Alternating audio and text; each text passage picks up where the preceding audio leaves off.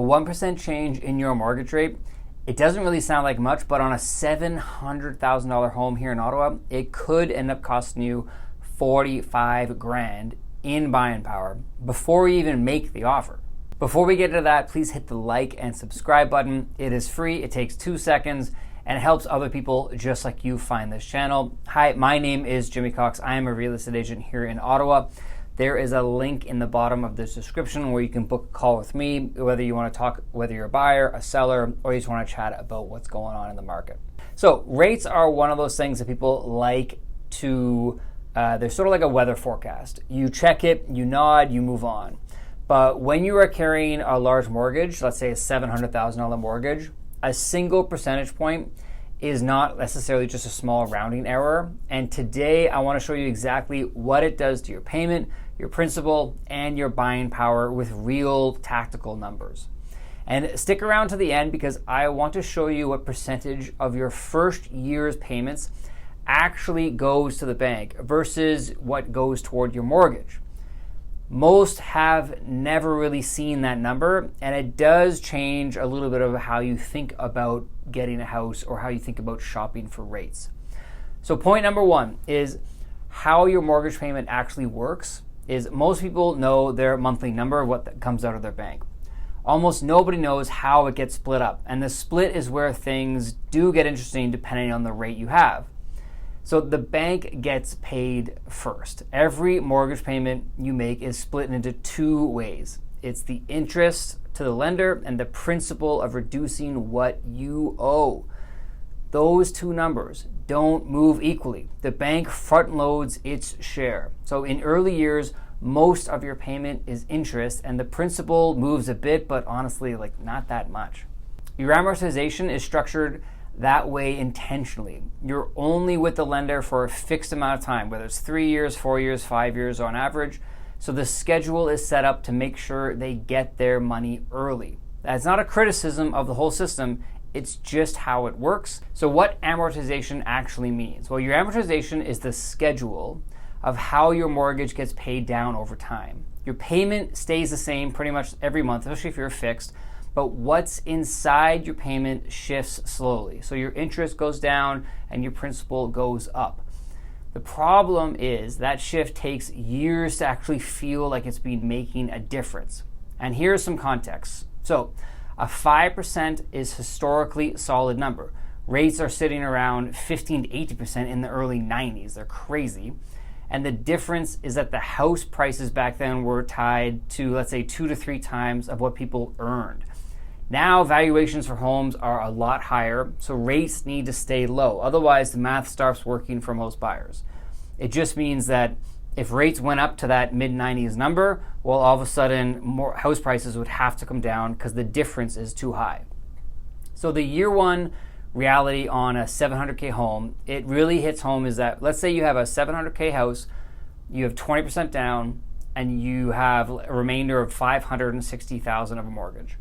So 4 different rates over a 25-year amortization. So let's look at year one. You have the rate, you have the monthly principal and interest, you have year one interest, you have year one principal, you have year one, your split. So at the 5%, your monthly payment is $3,257.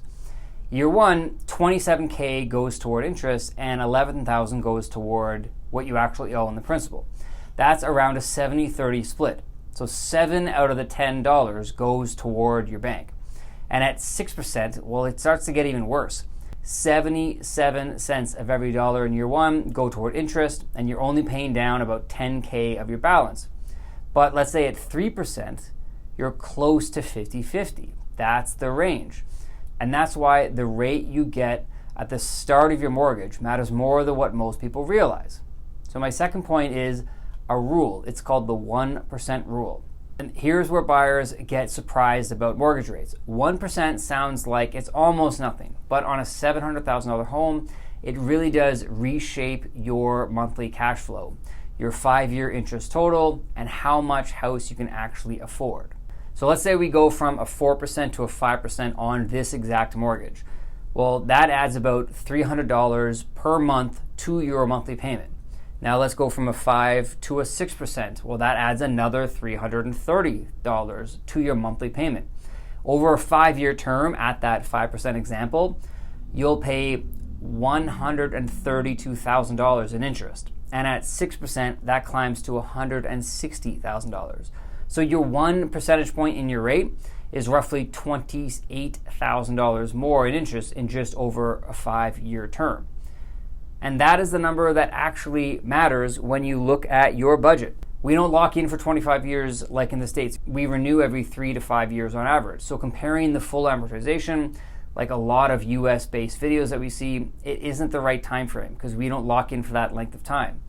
A 5-year term is your real comparison to figure out your numbers. So a $700,000 home, $100,000 down, you have a 25-year amortization, and at 5%, your monthly payment comes to just shy of $3,000 at $29.08. And then I went to 6% and asked what house price gives me that same $29.08 monthly payment. And the answer was $655,000. So a 1% increase in your mortgage rate, the same monthly payment, but now all of a sudden your buying power, what you can get out there, is $45,000 less. It went from $700,000 to $655,000. So it's not just the same rate, it's what the rate triggers in the qualification process. And a 1% can take you from one neighborhood where the average price is a certain amount, and all of a sudden you can't even get into there anymore. So maybe you've seen videos where they've been quoting total interest over 25 years. And let's say that's at 6% on this mortgage. That number is significant. But in Canada, the comparison doesn't really reflect reality because we don't lock in for 25 years, as I mentioned earlier. So you're renewing every 3 to 5 years, whatever sort of market rate is that time. And again, fixed or variable, there's a bunch of differences in how you want to manage that. But the number that matters is what you pay over your current term and what rate you're likely to renew at. So that's the conversation you want to be having with your broker, not so much what interest you'll be paying over 25 years, because that'll change every time you go to renew. So what does this mean if you're actually out there looking for a house right now? Well, this isn't just a math exercise. The rate environment directly changes what you should be doing before you even start looking at any house. So if your rates go up and your buying power drops, you might not be able to look at the exact same house anymore. And if you try to stay in, let's say, the $700,000 range anyways, your cash flow is going to take a big hit on the increased monthly payment. So you're eating into your monthly lifestyle and other expenses and other areas that you wanted to have for your cash flow. That's how most people end up with house rich, but mortgage poor. Buyers are more conscious of that right now than they've ever been in years, simply because of where rates have been.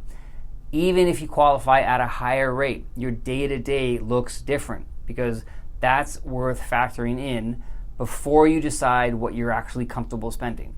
So let's talk about fixed rate versus variable rate and the difference between the two, especially the risk tolerance. So historically, since 2000, variable rates have been the winner over the long run. Even through the last few years, variable generally came out ahead, and they are still coming out ahead in today. But COVID shows us what happens when variable does go sideways. It's a small risk because we haven't seen it in a long time. But what happens is rates shoot up extremely quickly, and some people's payments nearly doubled. And that is a real thing that happened to real people. It can put your budget into a significant issue. And all of a sudden, fixed does give you certainty. You lock in, you know your payment, and for the next, let's say, 3 to 5 years, you can plan around that. So variable might save you money over time, but only if your risk tolerance allows you to absorb the swings of what is affecting your life and you're comfortable having payments going up and down on a monthly basis. It really comes down to your situation, your cash flow, and what you're comfortable to sleep at night for. I've always gone fixed. I just like having one payment that I know is not going to change until I have to renew. So advice for people looking at a home before they even start looking at houses is talk to a mortgage broker before you do anything else. And it's not after you find the house, but honestly, it's before you find the house. You want to get an approval, understand what your actual buying power is, and ask your broker what number looks like and ask your broker what your number looks like if the rate moves up, let's say, half a point. Because right now, things are not stable. In the bond market, things are moving, and in the variable rates, things are moving. So just because the house you qualify for today might be different than the house in 3 months, you want to know that before you walk into it and get locked in so you know your buying power, and so you're not going into houses that you know you can't even afford. So your rates, they feel abstract until you start putting them on a table and looking at the different scenarios. And the examples of different things that can happen are your single point rate increase on a $700,000 home comes out to $330 more a month, $27K extra interest over 5 years, and it reduces your buying power by about $45,000.